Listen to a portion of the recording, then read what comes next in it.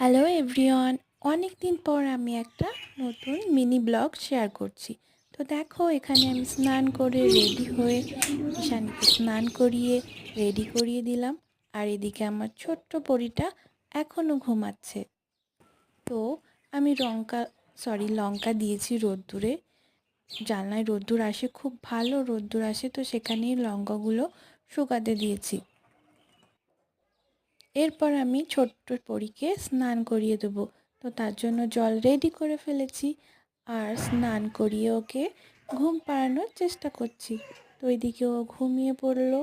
ওকে একটু দোল দিলেই ও ঘুমিয়ে পড়ে এভাবেই। তারপর আমিও একটু শুয়ে পড়লাম, কারণ সকাল থেকে একটু কষ্টই হয়ে যায়। আর এদিকেও লঙ্কাগুলো শুকাতে থাক রোদ্দুরে। তো চলো, এখানেই আমার ছোট্ট মিনি ব্লগটা শেষ করছি।